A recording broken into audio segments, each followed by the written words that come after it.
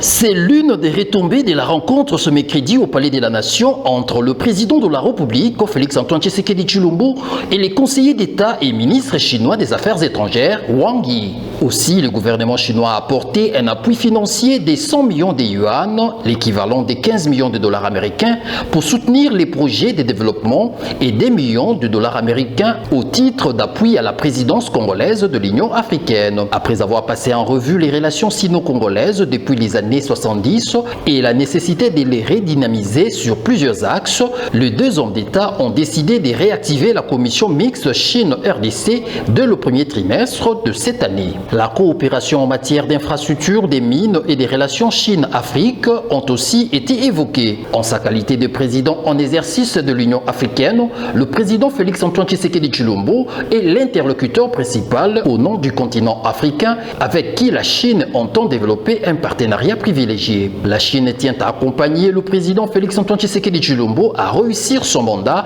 ce qui explique cet appui financier. L'annulation de la dette devrait permettre à la République démocratique du Congo de lutter efficacement contre la pandémie de Covid-19. Présente à cette cérémonie, la ministre des Affaires étrangères Marine Tombanzeza s'est réjouie de ces décisions du gouvernement chinois. Arrivé à Kinshasa mardi 5 janvier, le ministre chinois des Affaires étrangères est à la tête d'une forte délégation. Il est le premier officier de haut rang à effectuer une visite en début de l'année 2021 et cela fait plusieurs décennies que la RDC n'a plus reçu un membre du gouvernement chinois haut placé.